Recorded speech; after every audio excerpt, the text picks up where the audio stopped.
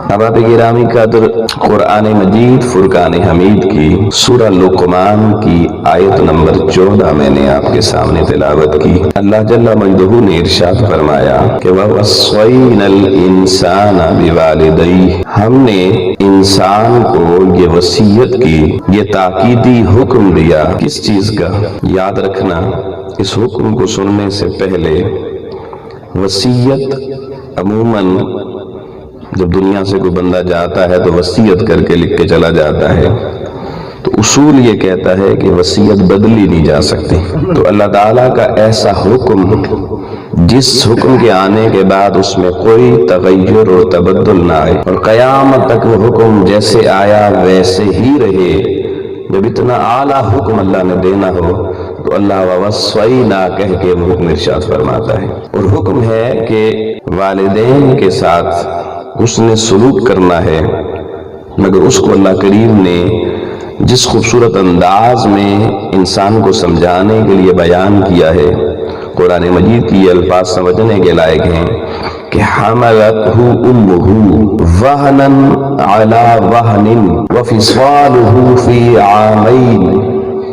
فرمایا بندے کہ اب بھی اس ماں کے ساتھ، ان والدین کے ساتھ تو حسن سلوک نہیں کرے گا کہ جس تیری ماں نے تجھے اپنے شکم کے اندر، شکم مادر میں، اپنے پیٹ کے اندر زندہ حالت میں تجھے اٹھائے رکھا، اور ایک دن، ایک ہفتہ، ایک مہینہ نہیں، کم و بیش 9 ماہ تک وہنن علی وہنن، ہر لمحہ تیری ماں اذیت سے گزرتی رہی، تکلیف برداشت کرتی رہی۔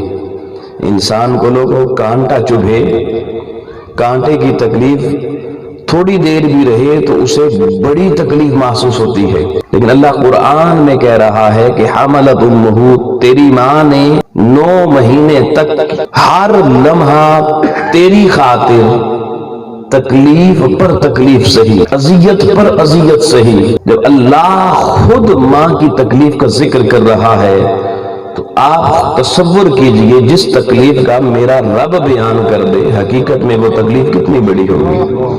پھر کہا وہ تکلیف صرف وضع حمل تک نہیں رہی بلکہ وَفِصَالُهُ فِي عَامَيْن، پھر 2 سال تک دودھ چھڑانے کی مدت تک پھر تیری ماں تجھے دودھ پلانے کے لیے پھر تکلیف برداشت کرتی رہی۔ اب اللہ کریم نے یہ ماں کی تکلیف کا ذکر کر کے اس کے بعد فرمایا انشکر لی، بندے سب سے پہلے میرا شکر ادا کر، والدیک، اور اپنی والدہ کا اور اپنے والد کا، دونوں کا شکر اسی طرح ساری زندگی کرتا رہے جیسے ساری زندگی اپنے رب کا شکر کرنا ہے۔ اور اگر تو اپنے والدین کے شکر کو بھول جائے گا تو مت سمجھ کہ تو نے دنیا میں ہمیشہ رہنا ہے، تیری چودراہٹ کا سکہ ہمیشہ نہیں چلنے والا۔ اِلَيَّ الْمَصِيرُ، پلٹ کے آنا تجھے میرے پاس ہی ہے۔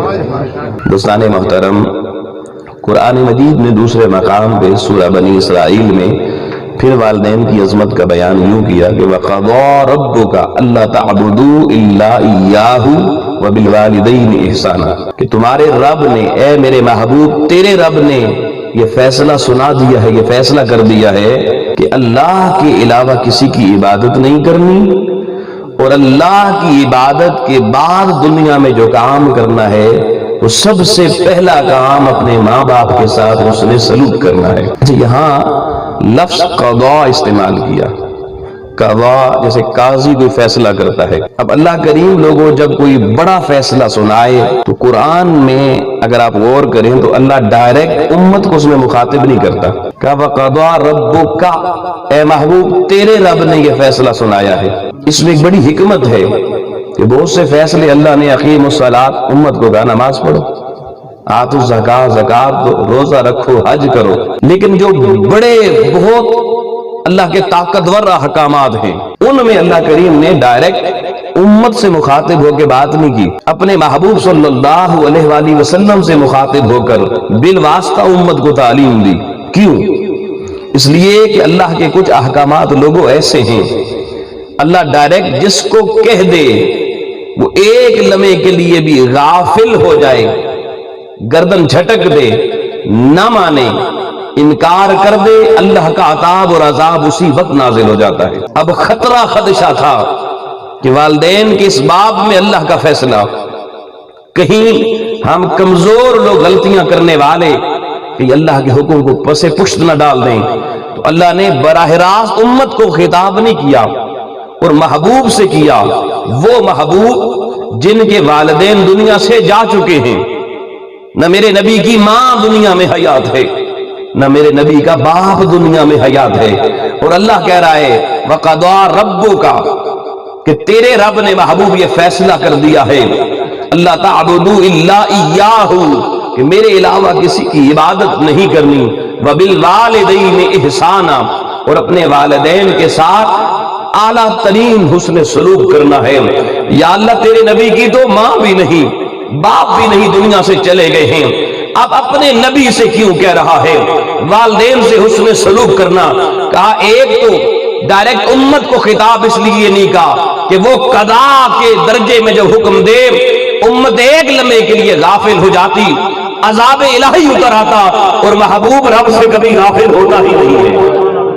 محبوب کی بارگاہ میں تو انکار ہے نہیں، اس لیے اعلیٰ حکم تھا، امت کے بچت کا پہلو تھا، ڈائریکٹ محبوب کو مخاطب کیا۔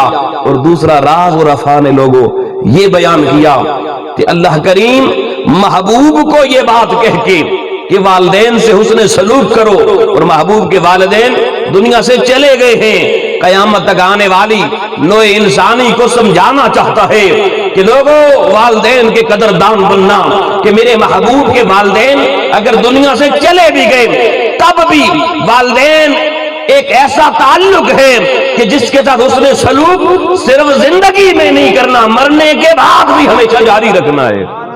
یہ حسن سلوک ختم ہونے والا نہیں ہے۔ اب دوستان محترم، یہ والدین جو ہمارے لیے اس کائنات میں عرضی میں اللہ کا سب سے بڑا تحفہ ہے، ہمارے لیے سب سے بڑا انعام ہے۔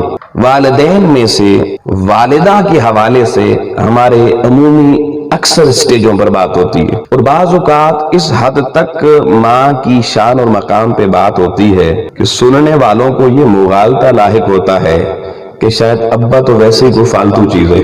حقیقت یہ نہیں ہے، حتیٰ کہ کچھ ہمارے ناسمجھ اسٹیج کی زینت بننے والے لوگوں نے ایسی باتیں بھی خود سے کر دیں جن کا قرآن و سنت سے کوئی تعلق نہیں ہے۔ میں نے خود اپنے کانوں سے سنا کئی صاحبان کو یہ کہتے ہوئے کہ قیامت کو بندے کو اس کی ماں کے نام سے پکارا جائے گا۔ آپ نے بھی سنا ہوگا، حالانکہ قرآن و سنت میں ایسی کوئی بات نہیں، قیامت کو ہر بندے کو اس کے باپ کے نام سے پکارا جائے گا، اس لیے کہ دنیا میں آپ کا شجرہ نسب، آپ کی ماں کسی خاندان کی بھی ہو، کسی فیملی کی بھی ہو، آپ کا شجرہ ماں سے نہیں باپ سے چلتا ہے، اور شجرہ کا لفظ اس شجر سے ہے، شجر اس درخت کو کہتے ہیں، تو درخت کے ساتھ جو ٹہنی جڑ کے رہتی ہے وہی ہری بھری رہتی ہے۔ تو بتا دیا باپ کے ساتھ جڑ کے رہو گے، اس دنیا میں بھی اس دنیا میں بھی ہرے بھرے رہو گے۔ دوستان محترم، دنیا میں آنے کے بعد انسان کا پہلا مرشد کامل اس کا والد ہوتا ہے۔ میرا جملہ شاید آپ سمجھے نہیں، میں نے مرشد صرف نہیں کہا، میں نے مرشد ناقص بھی نہیں کہا۔ ہر بندہ مومن کے لیے اس کا باپ دنیا میں آنے کے بعد سب سے پہلا مرشد کامل اس کا باپ ہوتا ہے، بھلے وہ گنہگار ہی کیوں نہ ہو، مگر اولاد کے حق میں پہلا مرشد کامل اس کا والد ہوا کرتا ہے۔ اس لیے کہ لوگوں قرآن مجید کو اگر پڑھیں، پورے قرآن میں اللہ نے کہیں ماں کی قسم نہیں کھائی، ماں کا مقام اپنی جگہ برحق، لیکن پورا قرآن پڑھ لیجئے، اللہ نے کسی ایک بھی مقام پر ماں کی قسم نہیں کھائی۔ مگر آئیے ایک سورت اکثر میلاد کے مہینوں میں علماء سے آپ اس کی پہلی 4 آیتیں سنتے ہیں، لا اقسم بہذا البلد وانت حل بہذا البلد ووالد وما ولد۔ اللہ کہتا ہے میں قسم کھاتا ہوں اس باپ کی جس باپ جیسا کوئی نہیں، اور اس پیدا ہونے والے محمد مصطفیٰ کی جس جیسا بھی کوئی نہیں۔ تو والد کی قسم قرآن میں اللہ نے کھائی ہے، یہ بتانے کے لیے کہ والد بہر صورت سپیریئر ہوتا ہے، اعلیٰ ہوا کرتا ہے، اس کی فضیلت کائنات میں کوئی کم نہیں کر سکتا۔ مولوی کا واز ہو یا خطیب کے انداز خطابت ہوں، باپ کی شان لوگوں اتنی بڑی ہے جو کسی خطیب کے بیان میں نہ سما سکتی ہے، نہ کسی مقرر کی تقریر میں سما سکتی ہے۔ اللہ کی عزت کی قسم، قرآن و حدیث پڑھو، قرآن و حدیث میں تمہیں اللہ نے باپ کا وہ مقام اور شان بتائی ہے کہ زندگیاں ختم ہو سکتی ہیں، ماں کا مقام بھی ختم نہیں ہو سکتا اور باپ کا مقام بھی بیان ہونے میں کبھی آ نہیں سکتا، اتنا بڑا مقام ہے۔ اب سنیے گا، میں نے کہا باپ پہلا مرشد اولین ہے۔ دنیا میں لوگوں زمانے حوادث سے زمانہ کی آندیاں ہوں، گرد ہو، آلام ہو، کڑکتی ہوئی زمانے کی بجلیاں ہوں، زمانے کی تپتی ہوئی صحرا کی دھوپیں ہوں، ہر مشکل گھڑی میں، ہر بے سایہ جگہ پر، ہر حوادث سے زمانہ کے آگے اگر کائنات میں اللہ نے اولاد کو کوئی سائبان عطا کیا ہے، کوئی چھتری سایہ دار عطا کی ہے، ارے لوگوں وہ کوئی اور نہیں، وہ بندے کے باپ کی ذات ہے، والد محترم کی ذات ہے۔ حضور علیہ السلام نے یہاں تک فرمایا کہ الوالد اوسط من ابواب الجنہ۔ اب اولاد کے حق میں حضور کا یہ پیغام لوگوں سنو۔ آپ نے جنت جانے کی فضائل بڑے سنے ہوں گے، جنت جانے کے راستے بڑے سنے ہوں گے، مگر امام الانبیاء علیہ السلام نے اولاد کے لیے بڑی گہری بات فرمائی۔ آقا فرماتے ہیں الوالد اوسط من ابواب الجنہ، فرمایا جنت کے جتنے دروازے ہیں داخلے کے، ان کا درمیانی اور وسطی دروازہ کوئی اور نہیں، بندے تیرا باپ ہے۔ جنت کا درمیانی دروازہ رسول کائنات نے باپ کو فرمایا ہے۔ اور پھر میرے آقا علیہ الصلوۃ والسلام نے فرمایا اولاد کے حق میں باپ کی دعا اسی طرح قبول ہوتی ہے جیسے انبیاء کی دعا اپنی امتوں کے حق میں قبول ہوتی ہے۔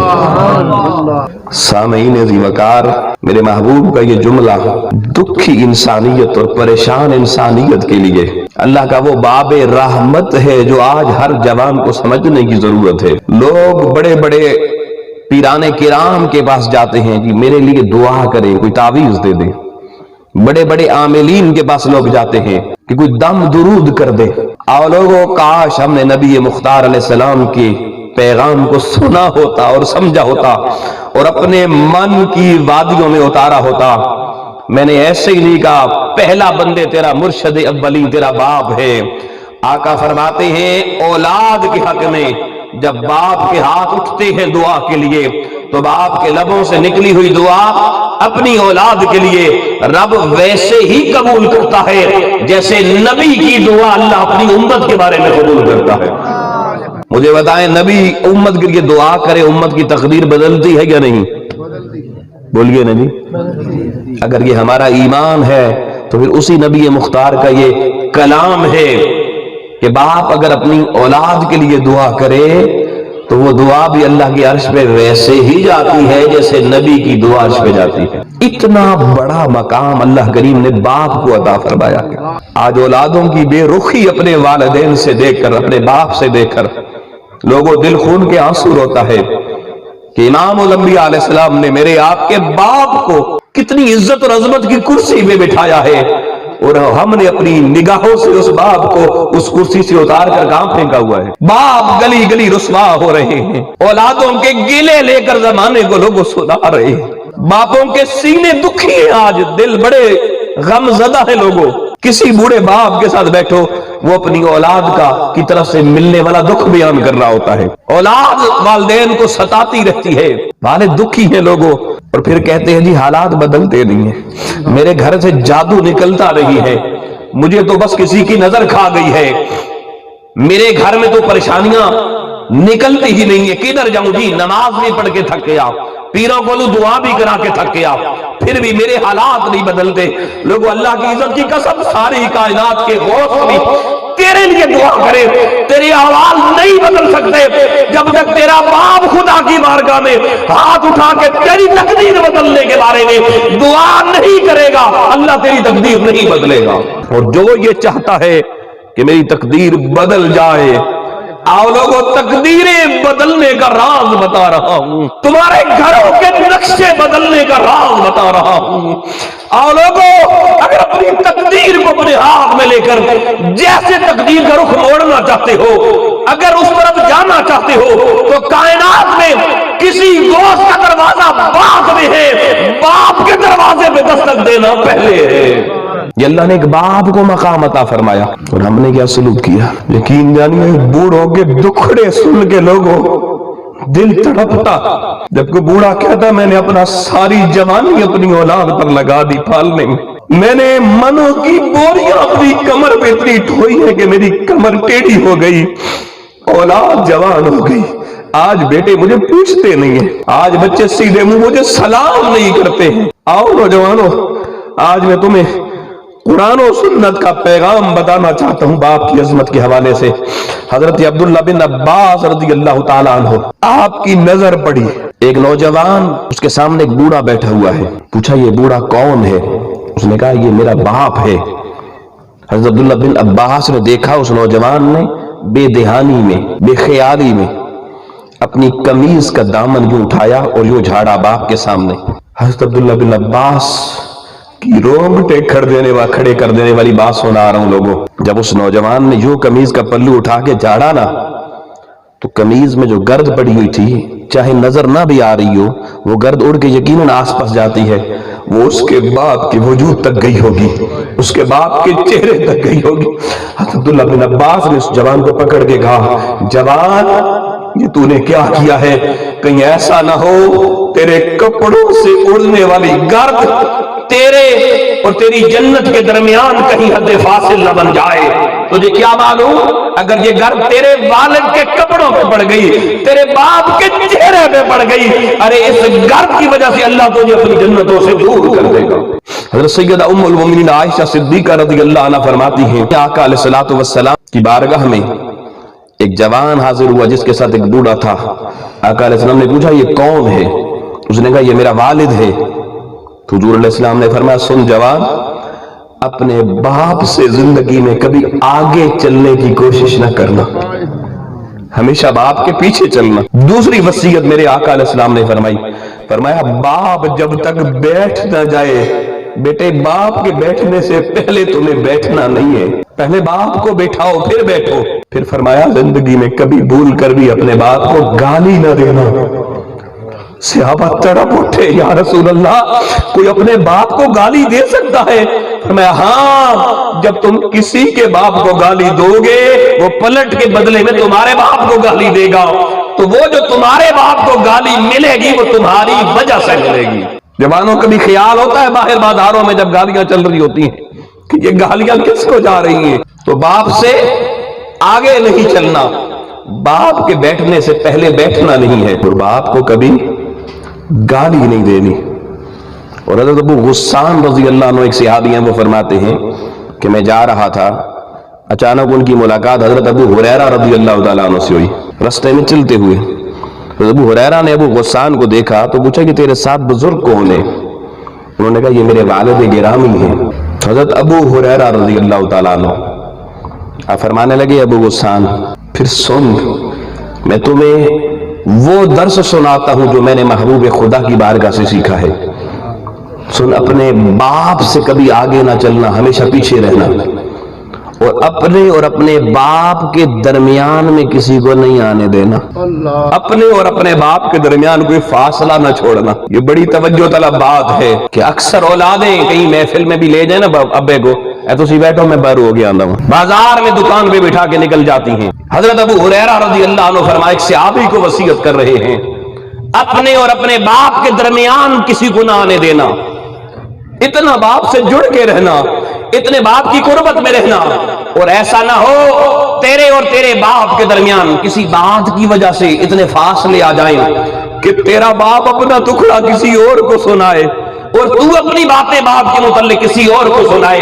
ये भी फासला है औलाद और बाप के दरमियान। आओ लोगों, अबू हुरैरा ने قیامت تک آنے والی انسانیت کو حضرت ابو غسان کو یہ بات کہہ کے درس سنا دیا کہ باپ اور اولاد میں اتنی قربت ہونی چاہیے، اتنی محبت ہونی چاہیے، اتنا قرب ہو کہ باپ اور اولاد کے درمیان کوئی تیسرا زندگی بھر گھس نہ سکے۔ اب میں پوچھتا ہوں وہ بابا جو اپنی اولاد کا دکھڑا کسی اور سے بیان کرتا ہے، یہ فاصلہ ہے یا نہیں؟ اور اگلی بات سننا، سیدنا ابو ہریرہ رضی اللہ عنہ فرماتے ہیں اے ابو غسان، لوگوں بہت گہری بات ہے، یہ آج ہمارے ممبروں پہ یہ بیان ختم ہو چکے ہیں، کم ہو چکے ہیں، گلی گلی باپ رو رہے ہیں، گھر گھر کی کہانی ہے۔ حضرت ابو ہریرہ فرماتے ہیں ابو غسان اپنے باپ کی موجودگی میں اپنے گھر کی منڈیر پہ کھڑا نہ ہونا۔ بھائی لوگوں توجہ رکھنا، اپنے گھر میں باپ کی موجودگی میں گھر کی چھت پہ چڑھ کر اس کی منڈیر پہ کھڑے نہ ہونا۔ کیوں؟ فلا تقل لهما اف ولا تنهرهما وقل لهما قولا کریما۔ قرآن کہتا ہے کہ باپ کا مزاج اولاد کے حق میں بڑا نازک ہوتا ہے دل، کیونکہ بیٹا جب منڈیر پہ کھڑا ہوگا باپ کے دل کو جھٹکا لگے گا، اے بیچارہ کہتے گر ہی نہ جاوے۔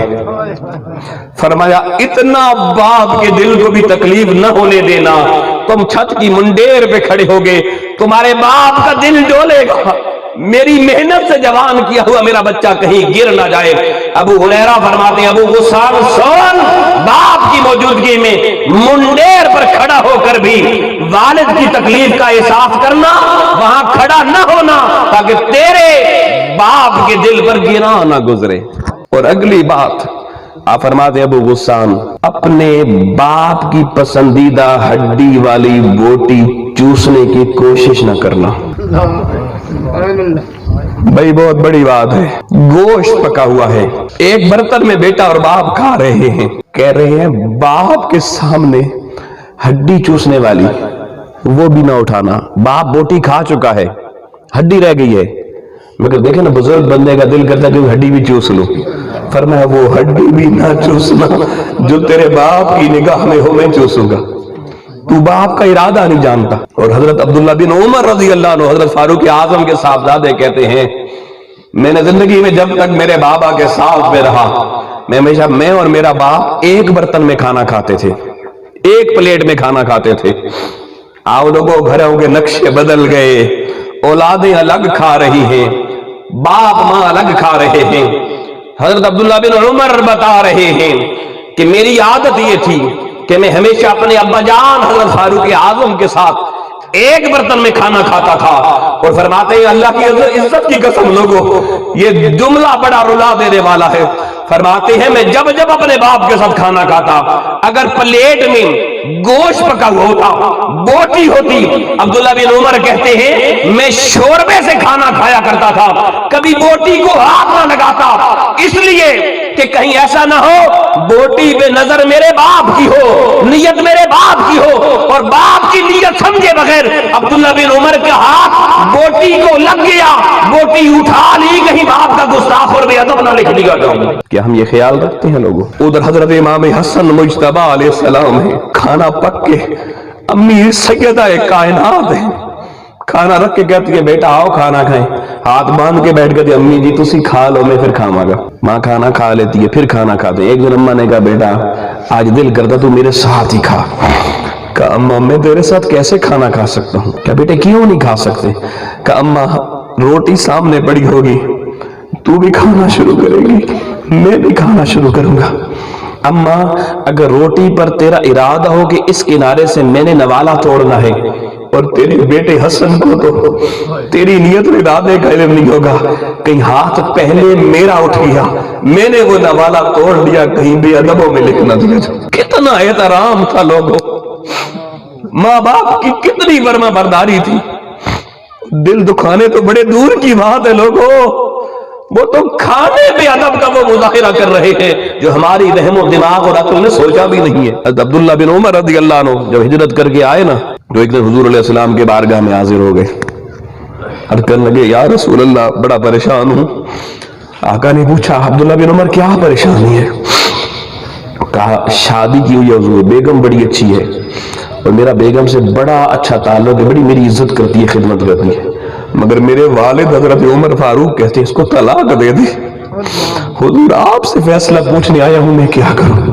اور لوگوں آقا کا جملہ سننا کہ عبداللہ بن عمر اگر اللہ کی رضا چاہتا ہے تو وہ کر جو تیرا باپ چاہتا ہے. والد کا مقام بتا رہا ہوں لوگوں, اتنی اہمیت شریعت نے والد کو دی. اگر بیٹی کا رشتہ ماں اپنی مرضی سے کہیں طے کر دے, نکاح ہو جائے, اور اس کے بعد والد اس بیٹی کو بلا کر دوسری جگہ نکاح کر دے, نکاح پر نکاح, تو شریعت کا فیصلہ ہے قاضی کی عدالت میں اگر چلا جائے تو نکاح کون سا برقرار رکھا جائے گا؟ ماں کا کیا ہوا نکاح منسوخ کر دیا جائے گا, باپ کا کیا ہوا نکاح برقرار رکھا جائے گا. مقام دیکھے باپ کا. اور لڑکی اگر لوگوں ماں کی اجازت کے بغیر نکاح کر لے تو فقہائے شریعت کی تحقیق کے مطابق وہ نکاح درست ہے, لیکن اگر باپ کی مرضی کے بغیر نکاح کر لے تو اکثر فقہا کی نظر میں وہ نکاح فاسد ہے. یعنی ماں اور باپ دونوں میں سے اب دیکھیں پرائرٹی کی در دی شریعت نے. یہ چیزیں ہمیں معلوم ہی نہیں ہیں. اور پھر دوستان محترم, یہ کہانی بڑی طویل ہے.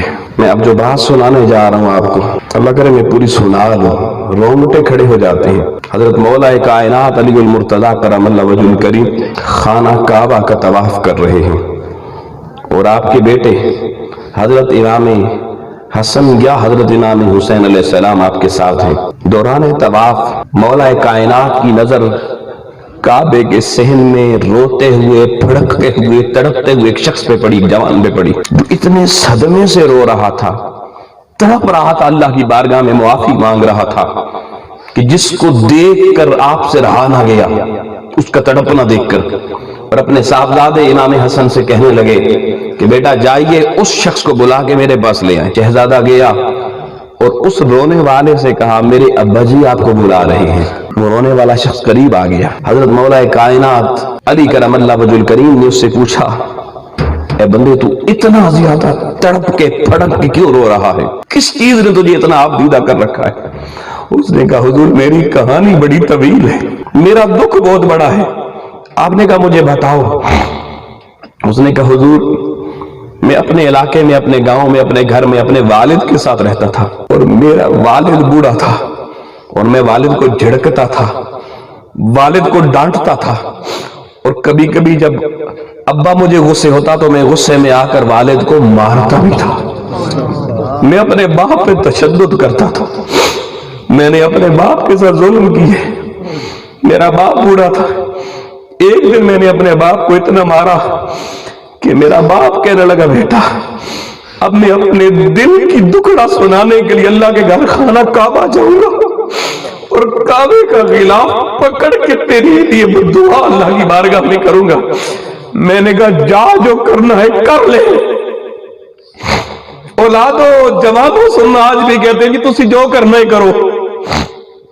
وہ کہنے لگا میں نے کہا ابا جی جو کرنا ہے کر لے. یہاں روکوں گا لوگوں, حضور کی حدیث یاد آ گئی. آقا نے فرمایا دنیا میں انسان جتنے بڑے گناہ کر لے اللہ ہر گناہ کی سزا کو قیامت تک مؤخر کر دیتا ہے, سوائے ماں باپ کی گستاخی کے, سوائے ماں باپ کی نافرمانی کے. کہ اولاد اگر ماں باپ کی نافرمانی کرے اللہ اس نافرمانی کے عذاب کو قیامت تک مؤخر نہیں کرتا, دنیا میں اولاد کو عبرت کا نشان بنا دیتا ہے. اللہ کا غیظ و غضب اتنا جلدی نازل ہوتا ہے.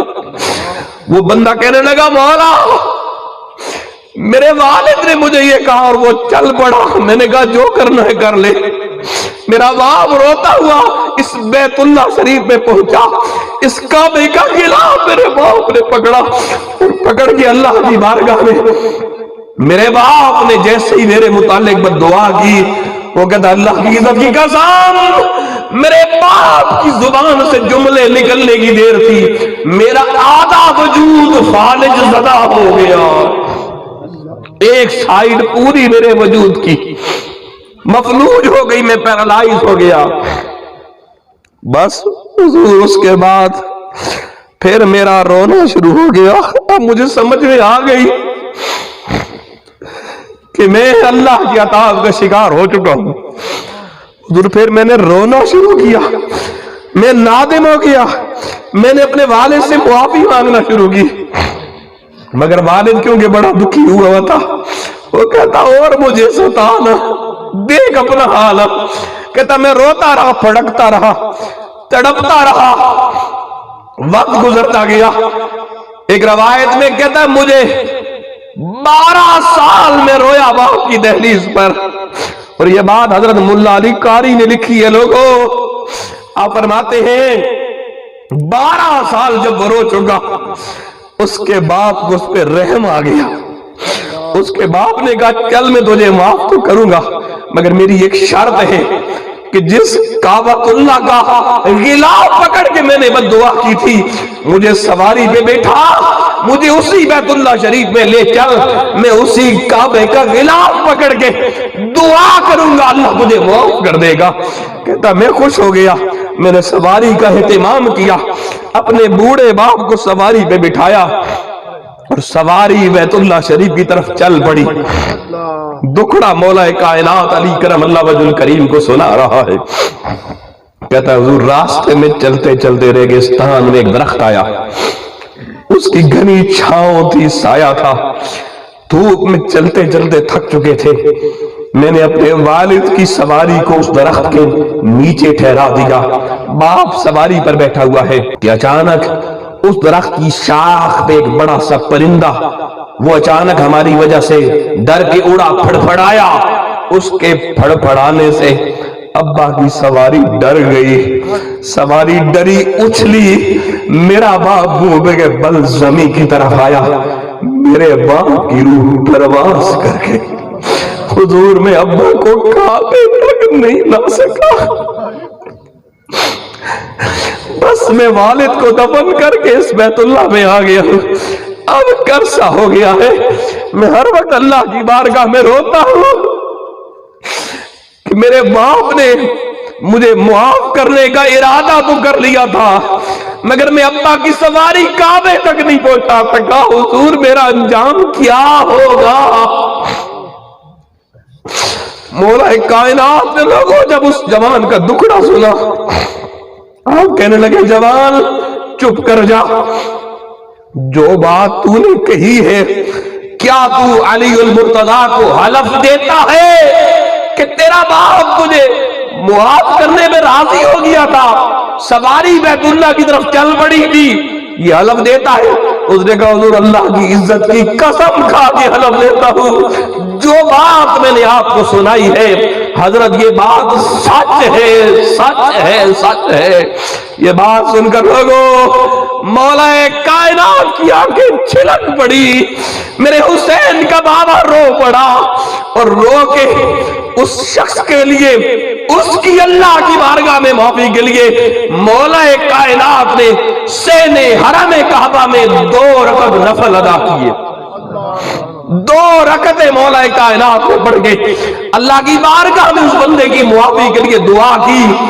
جو دعا مانگی وہ اس جوان کو سکھا کر کہا اب پلٹ جا، اپنی زندگی کا سفر شروع کر، جب خدا کی بارگاہ میں دعا کے لیے ہاتھ اٹھایا کر، پہلے میری سکھائی ہوئی دعا اپنے باپ کے لیے کیا کر، بعد میں باقی دعائیں کرنا۔ اگر تو نے حلف صحیح دیا ہے، تیرا باپ تمہیں اللہ کی بارگاہ سے معافی دلوا دے گا۔ مولا کائنات کی دعا اللہ کی بارگاہ تک پہنچی، وہ شخص اٹھا اپنے گھر کے لیے۔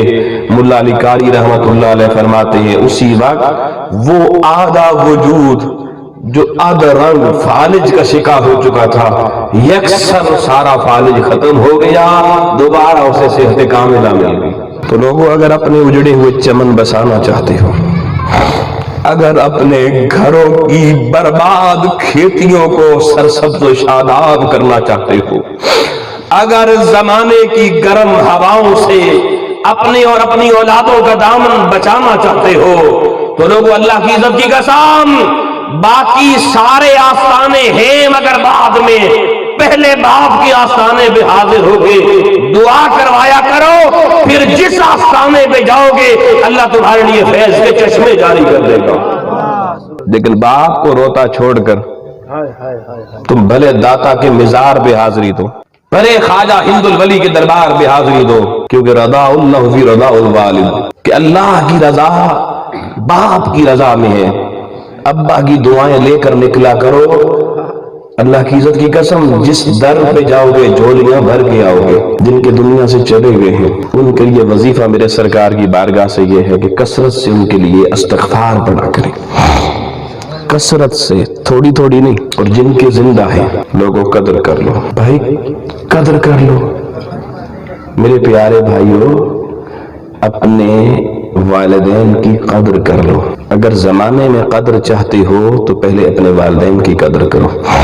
ورنہ یہ بات آپ نے سن رکھی ہے کہ ایک آدمی کا باپ بوڑھا ہو گیا، کچھ بیوی نے چاہا، کچھ اس نے خود چاہا کہ گھر کا ماحول بڈھے کی وجہ سے کھانستا ہے، خراب ہوتا ہے. اس نے کہا ابا جی بس آپ کی خدمت کر لی ہے، اب گھر میں آپ کچھ ٹھیک نہیں لگتے. اس نے کہا بیٹا پھر بتا مجھے کہاں رہنا ہے، مجھے وہاں چھوڑ دے.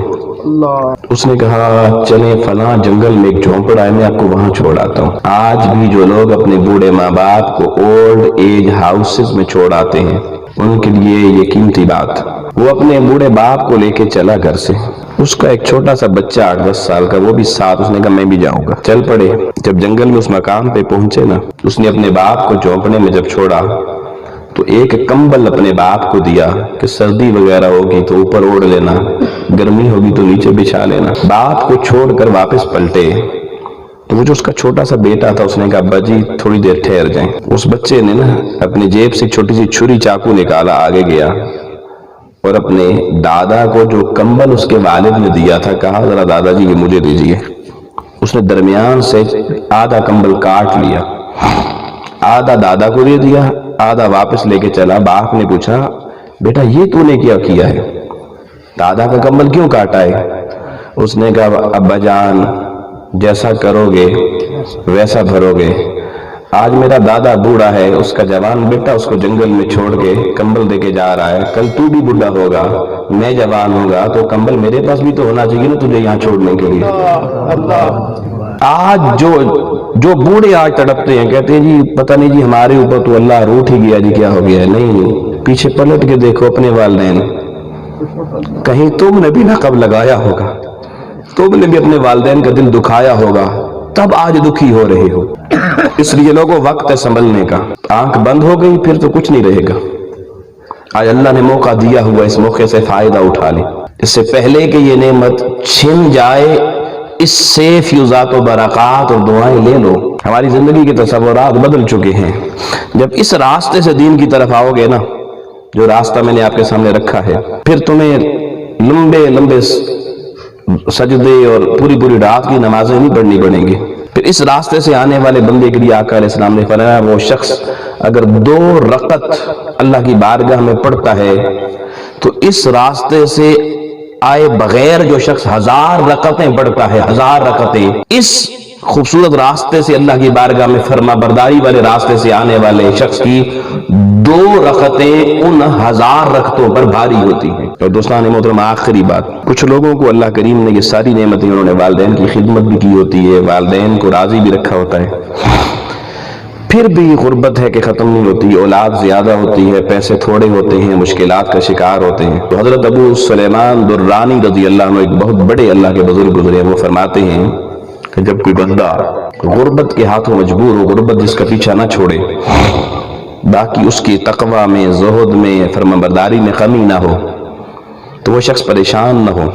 آپ فرماتے ہیں کہ وہ شخص ایسا غریب جب اپنی غربت کی وجہ سے جب اولاد کی کوئی ضرورت پوری نہیں کر سکتا اور ذہن میں ایک ٹینشن آتی ہے تو وہ ٹھنڈی سانس لیتا ہے، ایسے کرتا ہے. وہ فرماتے ہیں اس کی وہ ٹھنڈی جو سانس لیتا ہے اس کی وجہ سے بھی اللہ اس کے نامہ اعمال میں 100 سال کی عبادت کا اجر عطا فرماتا ہے. یہاں ایک حدیث مبارکہ آقا علیہ السلام کی سنا دیتا ہوں. امام الانبیاء علیہ السلام نے فرمایا افضل العبادت الانتظار. آقا علیہ السلام نے فرمایا سب سے اعلیٰ عبادت انتظار کرنا ہے، کہ اللہ کی بارگاہ میں آپ نے عبادت کر دی، دعا کر دی اور ابھی اس کا صلہ ابھی عطا نہیں ہو رہا، ویٹنگ لسٹ میں اللہ نے ڈال دیا. تو فرمایا یہ جو ویٹنگ لسٹ میں ڈلے ہوئے ہیں ان کی عبادت اللہ کی بارگاہ میں سب سے اعلیٰ عبادت ہوتی ہے، سب سے اعلیٰ عبادت ہوا کرتی ہے. پریشان نہ ہوا کریں. مگر اتنی بات یاد رکھ لیں دوستان محترم کہ ہمارا زندگی کا تصور صرف بدل چکا ہے. ہم بڑا اس کو سمجھتے ہیں جس کے پاس پیسہ زیادہ ہے. ہم بڑا اس کو سمجھتے ہیں جس کے پاس عہدہ بڑا ہے. اللہ کی عزت کی قسم لوگوں، نہ پیسے سے لوگ بڑے ہوتے ہیں، نہ بڑے مکان اور محل سے لوگ بڑے ہوتے ہیں، نہ بڑے اسکیل بڑے عہدے سے لوگ بڑے ہوتے ہیں. یہ بڑائی کا پیمانہ نہیں ہے. اللہ کا قرآن کہہ رہا ہے ان اکرمکم عند اللہ اتقاکم. فرمایا اللہ کی نظر میں بڑا کوٹھی والا نہیں ہے، پیسے والا نہیں ہے. اللہ کی نظر میں بڑا وہ ہے جو اللہ کی بارگاہ میں تقوی کا نور لے کر آ رہا ہے. مگر یہ زندگی یوں رنگ اس کو دے کہ والدین کی خدمت کریں تو اس میں بھی ریاکاری نہ ہو، دکھاوا نہ ہو، صدق کے دل سے کریں. ہم یونیورسٹیز میں پڑھاتے ہیں نا، ہم نے کئی طلبہ کو، کئی جوانوں کو دیکھا ہے وہ دوسرے ساتھیوں کے سامنے شیخی بگاڑنے کے لیے، میں بڑے خاندان کا بڑے باپ کا بیٹا ہوں، باپ بیچارہ غریب ہوتا ہے، مزدوری کر کے پڑھا رہا ہوتا ہے، باپ کالج کی یونیورسٹی کے دروازے پہ آ جائے وہ دوستوں کو کہتے ہیں ساڈا جناب گھر دا چوکیدار آیا ہے. یہ حالات ہو چکے ہیں نئی نسل کے دوستان محترم. مگر بتانا یہ چاہتا ہوں ریاکاری سے پاک ہو جاؤ لوگوں. میرے استاد کی مکرم حضور شیخ الاسلام ڈاکٹر محمد طاہر القادری مدد اللہ العالی کی بارگاہ سے جو خیرات ملی وہ آپ کو سنا رہا ہوں، بتا رہا ہوں. تحریک منہاج القرآن کا سبق پڑھ پڑھ کے سنا رہا ہوں. یہ تحریک اس امت کے جوانوں کو والدین کا فرما بردار بنا کر پھر مصطفیٰ کی بارگاہ میں لے جانا چاہتی ہے. پھر حضور کی عشق و محبت کا درس والدین کی نوکری کے ذریعے دینا چاہتی ہے. اور لوگوں اس تحریک کا میسج ہے ریاکاری چھوڑ دو. یہی دین محمدی کا پیغام ہے. حضرت بایزید بستامی اللہ کے بہت بڑے ولی تھے. آپ نے ایک دن، آپ کی عادت تھی آپ قرآن مجید کی سورہ طٰہٰ پڑھا کرتے تھے کثرت کے ساتھ. ایک دن آپ نے خواب میں دیکھا کہ آپ کی سورہ طٰہٰ اللہ نے قبول فرما رکھی ہے اور اللہ نے اجر کثیر عطا فرما دیا ہے. بڑے خوش ہوئے خواب میں، اور کیا دیکھتے ہیں ایک قرآن مجید خواب میں کھلا ہوا ہے جو سونے کے لفظوں سے لکھا ہوا ہے، اور ہر سورہ طٰہٰ کا لفظ، سورہ طٰہٰ کھلی ہوئی ہے، ہر لفظ پر ان کا اجر کثیر انہیں نظر آ رہا ہے.